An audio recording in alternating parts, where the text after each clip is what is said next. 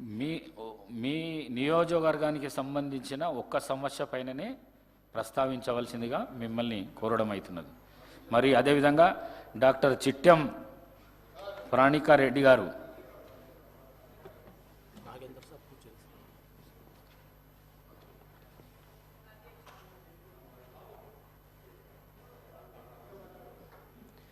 అధ్యక్ష, ఈరోజు కొత్తగా ఎన్నికై మొదటిసారి ఈ సభలో మాట్లాడే అవకాశం ఇచ్చినందుకు మీకు ప్రత్యేక ధన్యవాదాలు తెలుపుకుంటున్నాను అధ్యక్ష. మెయిన్గా ముందుగా మా నారాయణపేట నియోజకవర్గం అంటే ఎప్పుడైనా గుర్తొచ్చేది వెనుకబడ్డ ప్రాంతం, ఎప్పుడు కూడా పట్టించుకోలేదు, నీళ్ళ సమస్య చాలా ఎక్కువగా ఉంటుంది.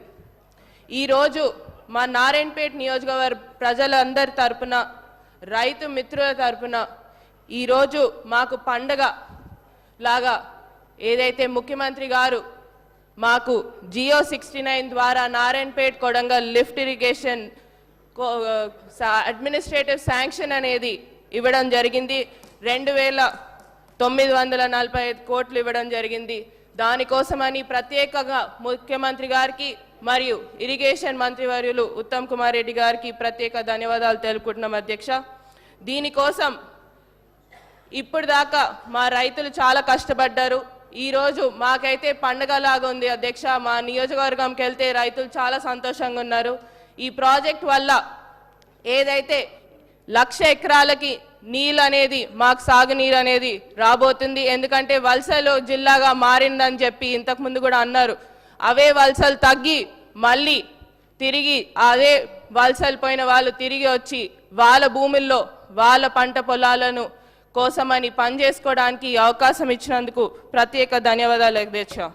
దీంతో పాటు రెండే సమస్యలు అధ్యక్ష. మా దాంట్లో ఉన్నది ఏంటంటే మెయిన్గా నారాయణపేట్ అంటే గుర్తొచ్చేది చేనేత రంగం అధ్యక్ష. చేనేత రంగంని కూడా నారాయణపేట్గా మీ ద్వారా ముఖ్యమంత్రి గారిని మరియు టెక్స్టైల్ ఇండస్ట్రీ మంత్రివర్యులు తుమ్మల నాగేశ్వరరావు గారిని నారాయణపేట నియోజకవర్గంలో చేనేత కార్మికుల ఉపాధి కోసమని ఒక టెక్స్టైల్ పార్క్ని మంజూరు చేయాలని మా మనవి అధ్యక్ష. దీంతో పాటు చాలా ఉన్నాయి అధ్యక్ష సమస్యలు. ముఖ్యంగా యువకులకు ఉపాధి కల్పించాలని దానికోసమని ప్రత్యేకంగా ఇండస్ట్రియల్ పార్క్ కానివ్వండి, ఫుడ్ ప్రాసెసింగ్ యూనిట్ కానివ్వండి, ఇలాంటి ఏర్పాట్లు చేస్తే మాకు అక్కడ ఉన్న యువకులు అన్ఎంప్లాయ్మెంట్గా చాలా మంది ఉన్నారు అధ్యక్ష, వారికి కూడా ఉపాధి అందుతుందని తెలియజేసుకుంటూ, దీంతో పాటు చివరిగా నేను డాక్టర్ కాబట్టి అధ్యక్ష ఒకటే, అక్కడ మాకు స్టాఫ్ అనేది చాలా తక్కువ ఉంది అధ్యక్ష. మాకు ఈ ఏదైతే డిస్ట్రిక్ట్ హాస్పిటల్ కానివ్వండి ఆడ స్టాఫ్ అనేది సరిగ్గా ఉండదు. మా పిహెచ్సిలు, సిహెచ్సిలు ప్రతి ఒక్క ప్లేస్లో కూడా స్టాఫ్ చాలా తక్కువ ఉంది అధ్యక్ష. ఆ స్టాఫ్ కోసమని కూడా మా హెల్త్ మినిస్టర్ వర్యులని దామోదర్ రాజనరసింహ గారిని మరొకసారి కోరడం జరుగుతుంది. ఏదైతే స్టాఫ్ అనేది కూడా పెంచాలని కోరుతున్నాం అధ్యక్ష. కేటీఆర్ గారు లేదు, వారికి ఉన్నది, వారికి అవకాశం ఉన్నది. కేటీఆర్ గారు మాట్లాడండి. స్పీకర్ సార్, మీరు మీ ప్లేస్లలో పోయి కూర్చోండి. శ్రీయర్ గారు, శ్రీయర్ సార్, మీరు మీ ప్లేస్లలో పోయి శ్రీయర్ సార్ ప్లీజ్. వారి పేరు కూడా తీసుకున్నారు, వారికి కూడా ఇవ్వండి సార్. కడియం శ్రీయర్ గారు పేరు తీసుకున్నారు, వారికి కూడా ఇవ్వండి. స్పీకర్ గారు ప్లీజ్. ముందు దయచేసి మీకు విజ్ఞప్తి సార్, మీరంటే మాకు అపారమైన గౌరవం ఉంది. స్పీకర్ గారు, గౌరవనీయులు పెద్దలు, మీరంటే మాకు అపారమైన గౌరవం ఉంది. మిమ్మల్ని మేము దయచేసి కోరేది, సభ బిజినెస్ను దయచేసి నడిపే క్రమంలో గౌరవ మంత్రులు మేమేదైనా తప్పు మాట్లాడినా, మేమేదైనా మాట్లాడకూడని మాట్లాడినా, తప్పు మాట్లాడినా సవరించే అధికారం వారికి ఉంది. వారు ఇంటర్వ్యూని కావచ్చు, కరెక్షన్ చేయవచ్చు. కానీ దయచేసి తమరిని కోరేది, ఇక్కడ ప్రతిపక్షంలో మేము 39 మంది ప్రధాన ప్రతిపక్షంలో ఉన్నాం, వాళ్ళు 64 మంది ఉన్నారు. మరి వారికేమో సభ్యులు లేచినా మీరు సమయం ఇస్తున్నారు, వారు వ్యక్తిగతంగా దూషించినా, నోటికొచ్చినట్టు మాట్లాడినా మీరు కనీసం మళ్ళీ మాకు అవకాశం కూడా ఇవ్వట్లేదు. మొదలు డిమాండ్ సార్, దయచేసి కడియం శ్రీహరి గారి పట్ల వారు చేసిన అనుచిత వ్యాఖ్యలను తొలగించండి రికార్డుల నుంచి. దయచేసి వారిని ఉపసంహరించుకోమని చెప్పి కూడా నా విజ్ఞప్తి నెంబర్ 1. రెండవది సార్, వారు ఉప ముఖ్యమంత్రిగా పనిచేసిన పెద్దలు, దాదాపు 15 ఏళ్లు మంత్రిగా పనిచేసిన సీనియర్ నాయకులు, గౌరవనీయులు పెద్దలు కడియం శ్రీహరి గారి పట్ల వాళ్ళ రాజగోపాల్ రెడ్డి గారు చేసిన వ్యాఖ్యలు సబబు కాదు సార్, దాన్ని దయచేసి తొలగించాలి రికార్డుల నుంచి. Number one sir. రెండవది రాజగోపాల్, మీరు కూడా ఒకటి సార్, ఒక విషయం మాకు క్లియర్గా చెప్పండి. మా సభ్యులు లేచి అడిగితే మరి సభ్యులకైతే ఒకటే హక్కు ఉంటుంది సార్, అందరి సభ్యులకు 119 మంది సభ్యులకు ఒకటే రకమైన హక్కు ఉంటుంది. మా సభ్యులు అడిగితేనేమో మైకు రావడం లేదు. మరి వాళ్ళ అవతల వైపు ట్రెజరీ బెంచెస్ లోంచి సభ్యులు అడిగినా మైక్ ఇస్తున్నారు, ఎప్పుడు అడిగినా మైక్ ఇస్తున్నారు. వాళ్ళని మాట్లాడమని మీరే మరి మోటివేట్ చేస్తున్నారు. దయచేసి నా విజ్ఞప్తి మీతోని అందరు సభ్యులను ఒకటే ఘాటను ఒకటే పద్ధతిలో చూడాలి తప్ప ఈ రకంగా చూడడం ఇది భావ్యం కాదు కదా సార్. మీరు కూడా దయచేసి ఈ విషయంలో పునరాలోచించాలని విజ్ఞప్తి. ముందు రాజగోపాల్ రెడ్డి గారు మాట్లాడిన మాటలను దయచేసి మరి రికార్డుల నుంచి తొలగించాలని మిమ్మల్ని కోరుతా ఉన్నా అధ్యక్ష. వారు కూడా ఉపసంహరించుకుంటే వారి గౌరవం దక్కుతుంది. అట్లా మాట్లాడడం ఒక సీనియర్ దళిత నాయకుడి పట్ల, ఒక సీనియర్ దళిత మంత్రి పట్ల, గతంలో 15 ఏళ్లు మంత్రిగా పనిచేసిన పెద్దల పట్ల ఆ రకంగా మాట్లాడడం వారికి మంచిది కాదు. ఉపసంహరించుకోమనండి, లేదా మీరైనా రికార్డుల నుంచి తొలగించాలనేది డిమాండ్. రెండవ మాట అధ్యక్ష, ఇందాక నాకు మీరు మైక్ ఇవ్వలేదు, ఇప్పుడు ఇచ్చినారు అనుకుంటున్నాను. దానికోసమే ఇందాక పొన్నం ప్రభాకర్ గారు మాట్లాడినప్పుడు నేను వారంటే నాకు గౌరవం ఉంది అధ్యక్ష. పొన్నం ప్రభాకర్ గారు నేను 2009 నుంచి కలిసి పనిచేసిన సహచరులు. ఆనాడు వారు ఎంపీగా, నేను ఎమ్మెల్యేగా మొదటిసారి గెలిచినాం. అప్పటి నుంచి కలిసి పనిచేసినాం. కానీ సత్యదూరమైన మాటలు చెప్తుంటే, వాస్తవానికి విరుద్ధమైన మాటలు చెప్తుంటే బాధతో తప్పకుండా అన్నాం అధ్యక్ష. కానీ వారు కూడా గౌరవ మంత్రి వారు, ఈరోజు గౌరవ మంత్రి గారు తప్పకుండా ఆలోచించాలి. మాట్లాడేటప్పుడు 1-2 సార్లు ఆలోచించాలి. ఇవాళ వారి నియోజకవర్గంలో హుస్నాబాద్లో గౌరవెల్లి అనే రిజర్వాయర్ పూర్తయి ట్రయల్ రన్ అయిన మాట వాస్తవం కాదా అధ్యక్ష? ఇవాళ హుస్నాబాద్లో ప్రజలకు తెలియదా? వేములవాడ నియోజకవర్గంలో మలకపేట రిజర్వాయర్ మొత్తం పూర్తయి అందులో 1 TMC నీళ్లున్న మాట వాస్తవం కాదా అధ్యక్ష? ఇవాళ కాళేశ్వరం గురించి మాట్లాడి అదేమి జరగనట్టు నేను మేడిగడ్డకు పోయి వచ్చి మా మీద బురద జల్లే ప్రయత్నం ఏదైతే చేస్తున్నారో అధ్యక్ష, నేను గౌరవ సభ్యులకు తమరి ద్వారా తెలియజేసేది అధ్యక్ష ఒకటే ఒక్క మాట అధ్యక్ష. కాళేశ్వరం అనేది ఒక బరాజ్ కాదు అధ్యక్ష.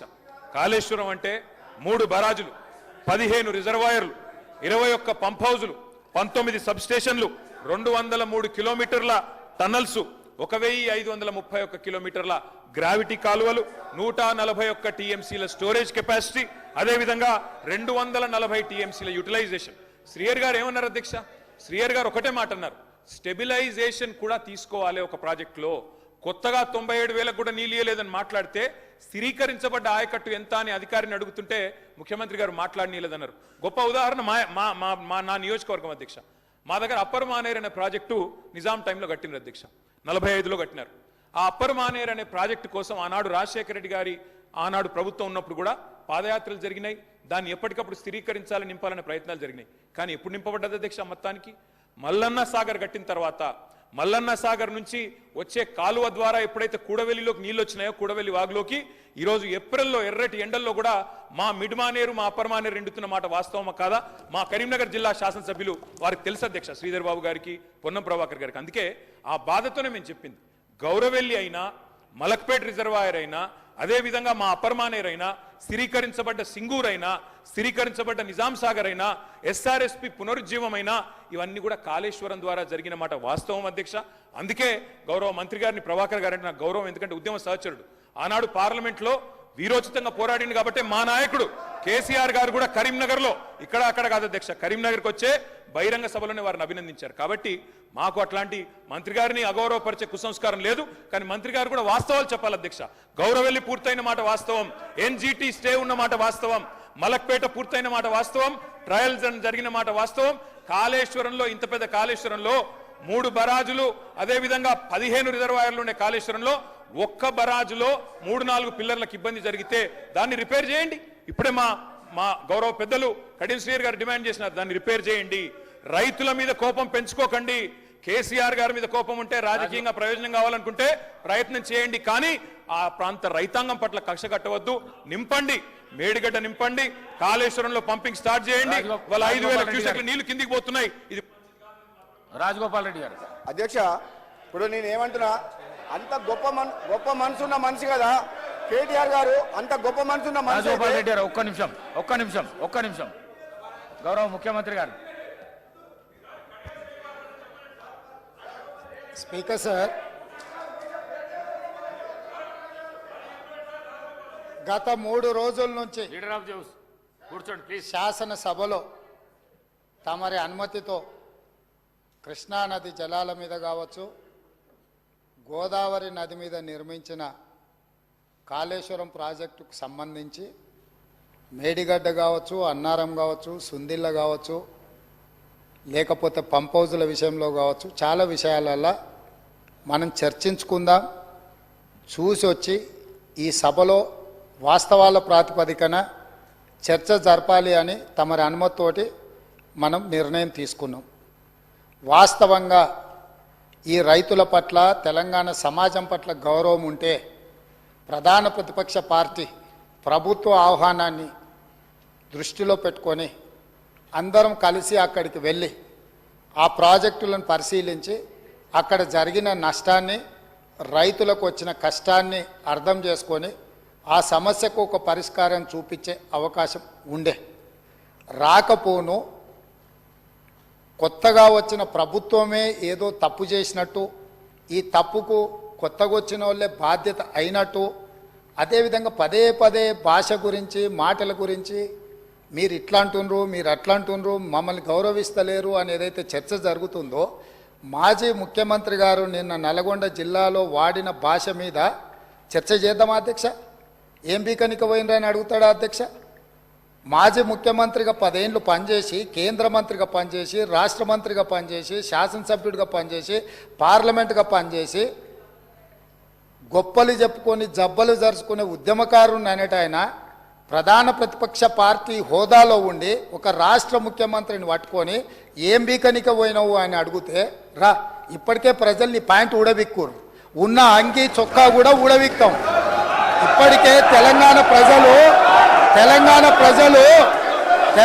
ప్రజలు మొన్న జరిగిన ఎన్నికలలో మీ పాయింట్ ఊడవీకిరు. ఇవాళ ఆ పాయింట్ ఊడవీకితే చెప్పుకునే దిక్కులేక బొక్కబోర్ల పడితే బొక్కలు ఇరిగినాయి మీకు. అయినా మీ బుద్ధి మారలేదు. ఒక ముఖ్యమంత్రిని పట్టుకొని ఏం బీకనిక పోయినామని అడుగుతారా అధ్యక్ష? ఇది పద్ధత? ఈ రాష్ట్రం 4 కోట్ల ప్రజలు ఓట్లేసి గెలిపించిన ముఖ్యమంత్రిని పట్టుకొని ఏం బీకనిక పోయినామని అంటారా అధ్యక్ష? ఇదేనా తెలంగాణ సాంప్రదాయము? ఈరోజు నేను మళ్ళీ అడుగుతున్నా అధ్యక్ష, ఈరోజు మేడి పండులాక కుంగిపోతే మేడిగడ్డల నీళ్లు నింపడానికి అవకాశం ఉందా అధ్యక్ష? ఇవాళ మీరే సాగునీటి పారుదల శాఖ మంత్రులుగా పనిచేసారు కదా. చంద్రశేఖరరావు గారు, హరీష్ రావు గారు ఇద్దరు సాగునీటి పారుదల శాఖ మంత్రిగా పనిచేసారు కదా అధ్యక్ష. ఈరోజు వాళ్ళకే పెత్తనం ఇస్తాం, వాళ్ళనే చేయమని ఉండ్రి. ఈరోజు ఏ రకంగా మేడిగడ్డలో నీళ్లు నింపుతారో, మేడిగడ్డ నుంచి నీళ్లు ఎత్తి అన్నారంలో పోస్తారో, అన్నారంలో నుంచి సుందీలలో ఎట్లా పోస్తారో బాధ్యత వాళ్ళని తీసుకోమని ఉండ్రి అధ్యక్ష.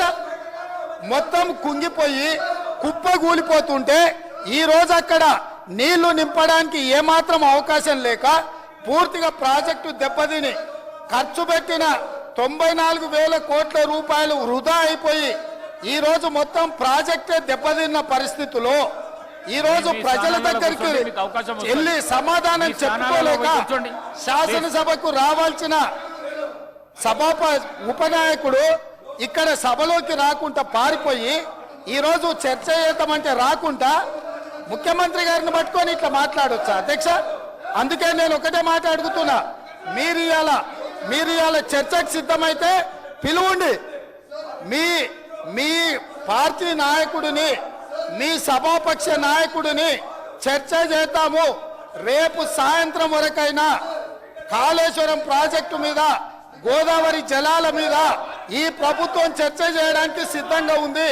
పారిపోయి ఫామ్ హౌస్లో వండుకొని ప్రతిపక్షాలుగా బాధ్యత నుంచి తప్పించుకొని మీ అవినీతి బయటపడుతుందని, కాళేశ్వరంలో మీ దోపిడీలో జైలుకి వెళ్లాల్సి వస్తుందని కేసీఆర్ ను చంపుతారా అంటారు. ఎవరికి అవసరం ఉంది అధ్యక్ష చంపాల్సిన అవసరం? సచిన పావును ఎవడైనా చంపుతారా అధ్యక్ష?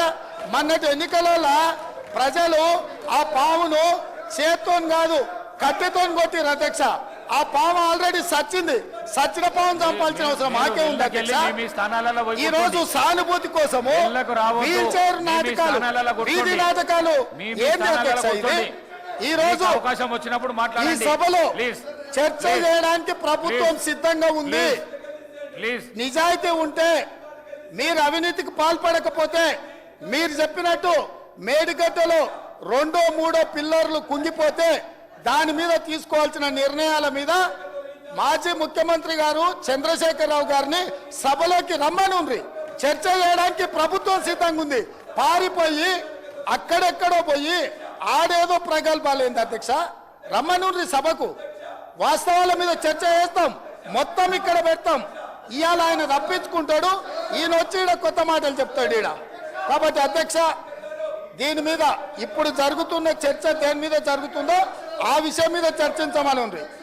ఎట్లాగూ సాగునీటి ప్రాజెక్టుల మీద శ్వేతపత్రం పెట్టడానికి మా ప్రభుత్వం సిద్ధంగా ఉంది. మీరు ఏమేమి విషయాలు ఉన్నాయో, ఏమేమి చర్చ చేయదలుచుకుందో మొత్తానికి మొత్తం శ్వేతపత్రం సందర్భంగా చర్చ చేద్దాం. లేదు కాళేశ్వరం మీద మీరు చర్చ అంటారా, దానికోసం ప్రత్యేకంగా తమ సమయం కేటాయించండి. కాళేశ్వరం మీద చర్చ చేయడానికి మేము సిద్ధంగా ఉన్నాం అధ్యక్ష.